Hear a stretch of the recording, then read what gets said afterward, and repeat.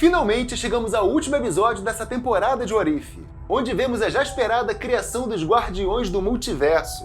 Mas será que valeu a pena? Será que esse final está à altura da temporada como um todo? É isso que a gente vai analisar no vídeo de hoje. Vem comigo!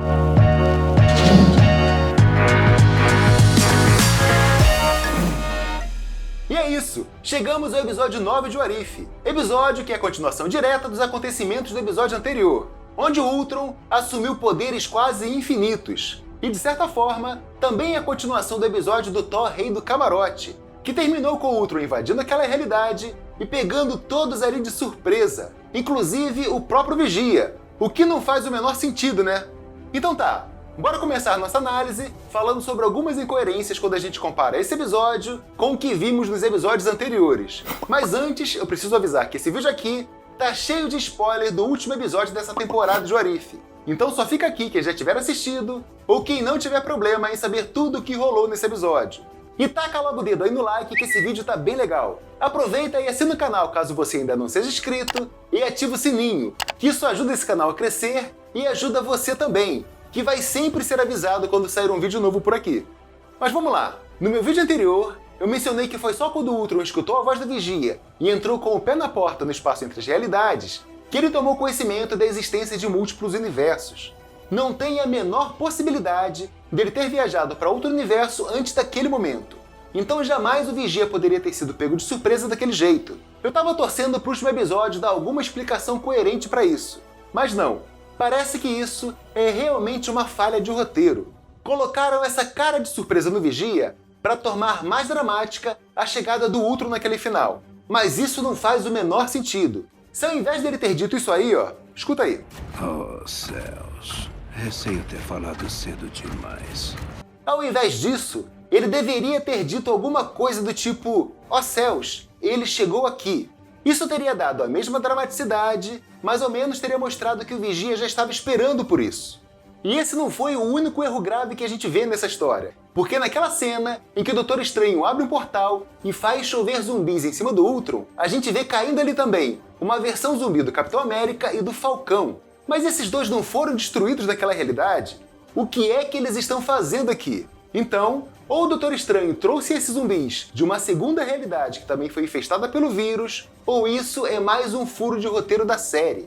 E tem mais um detalhe. O Doutor Estranho não trouxe eles pro Ultron enfrentar os zumbis em si, mas sim para enfrentar a versão zumbi da Wanda que veio junto. Mas isso parece uma outra incoerência, ou no mínimo um grande risco pro plano.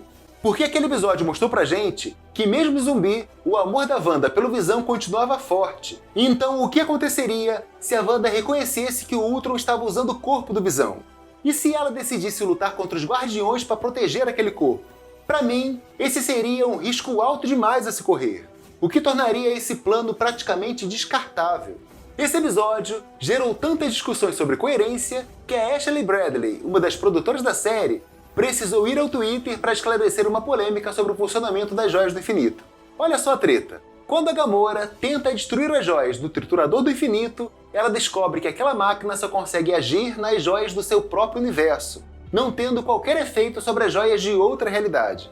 E os produtores da série explicaram que sim, da mesma forma como funcionam nos quadrinhos, aqui no MCU, as joias do infinito só funcionam na mesma realidade onde elas foram criadas. E é por esse mesmo motivo que nós vemos que lá na série do Loki, os funcionários usam essas pedras como peso de papel, porque todas as joias que estão na VT estão fora da sua realidade original, e não tem nenhuma função ali.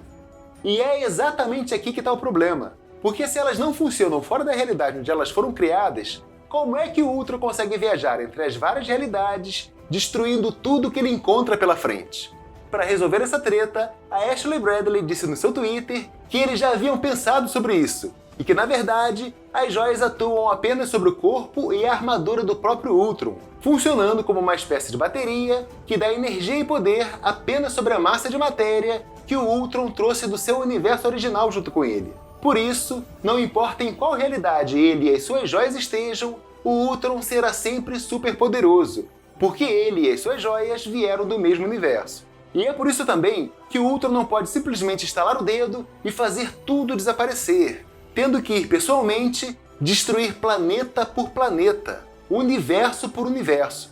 Mas apesar dessa explicação ser muito bem elaborada, ela acaba sendo incoerente com o que vemos dentro do próprio episódio, porque em determinado momento a gente vê Ultron ativando especificamente as joias da alma, da realidade e do poder para fazer desabar a montanha onde estavam os Guardiões do Multiverso. E isso não me parece ser uma feature da armadura, mas sim o uso direto do poder das joias atuando na matéria daquela realidade. Mas tá bom. Eu sei que isso é só uma pequena fração do que a joia poderia fazer se fosse usada na sua totalidade.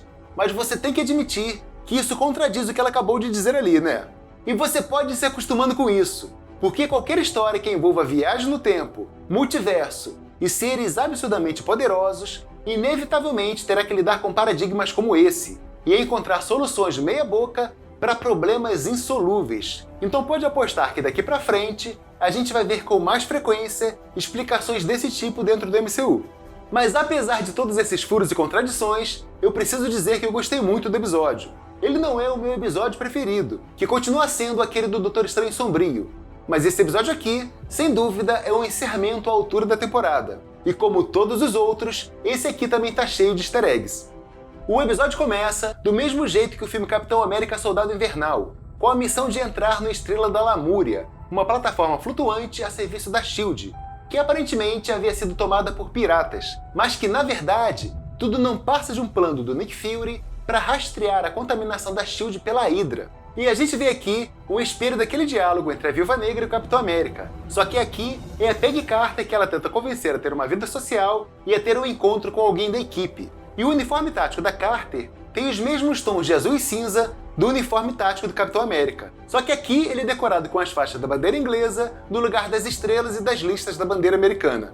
Além de um monte de outras referências, como as garras sônicas da Shuri, o grito deslocado do Thor enquanto é transportado pelo Vigia, do mesmo jeitinho que a gente vê ele fazer lá em Thor Ragnarok, a multiplicação da Mjolnir pelo Doutor Estranho, o mesmo truque que a gente vê ele fazer contra o Thanos lá em Vingadores Guerra Infinita, o T'Challa roubando uma das joias do Ultron com a mesma técnica das mãos leves que ele aprendeu com o Yondu, e uma Gamora que aparece usando a armadura e a espada dupla do Thanos, e um Tony Stark vestindo uma Hulkbuster feita de peças do ferro velho de Sakaar.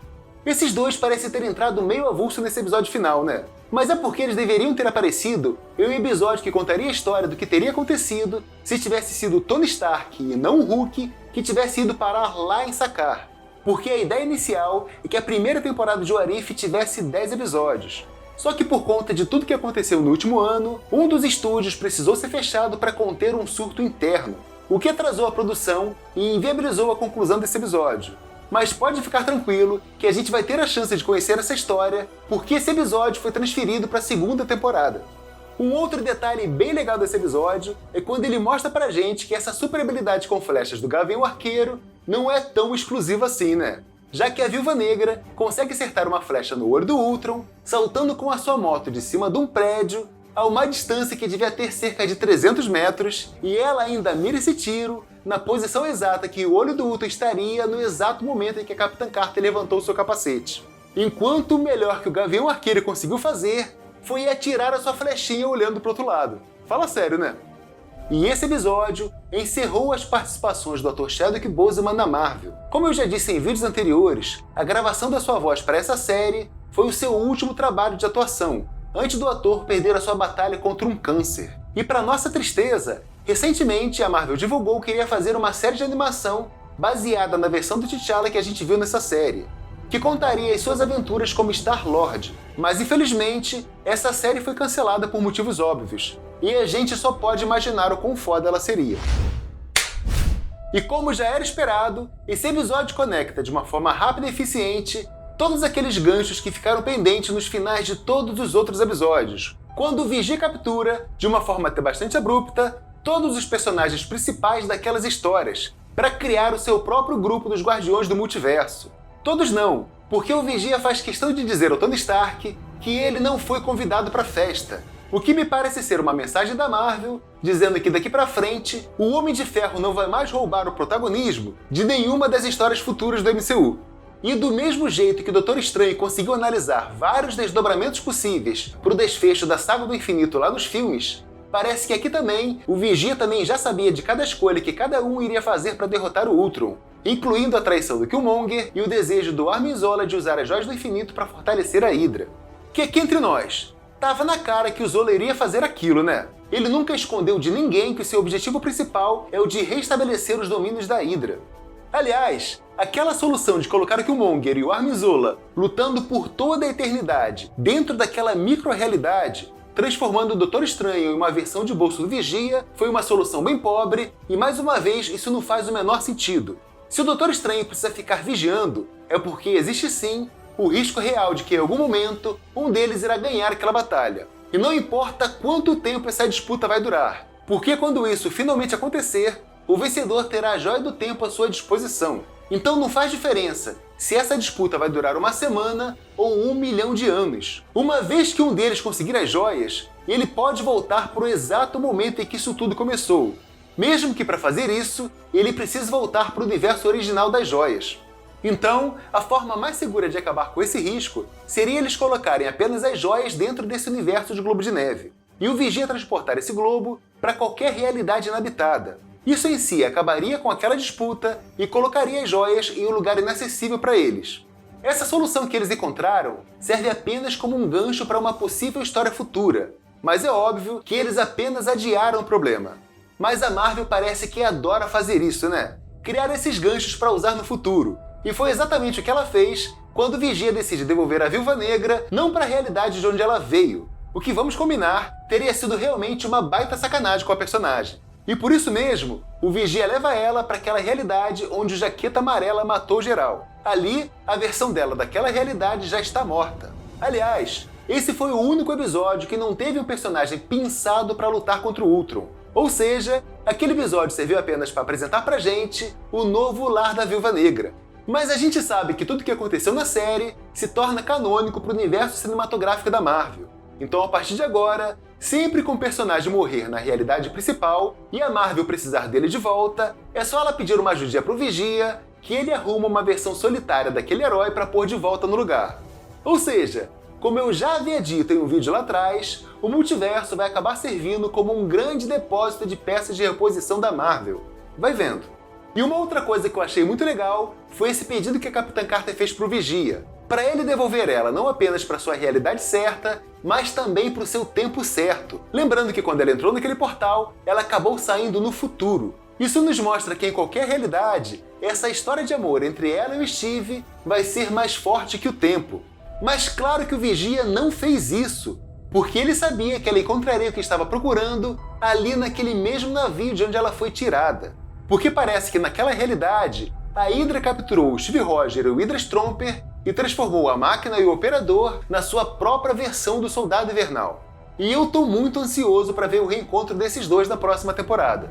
E que essa segunda temporada tenha mais liberdade de seguir com suas próprias histórias, sem ter que ficar forçando a pavimentação do caminho dessa nova fase da Marvel.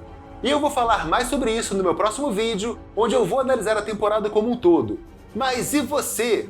Deixa sua opinião aí nos comentários, que eu quero muito saber o que você achou desse episódio final. E você já sabe, assina o canal, ativa o sininho e larga o dedo aí no like que isso ajuda a gente pra caramba. E é isso, a gente se vê no futuro.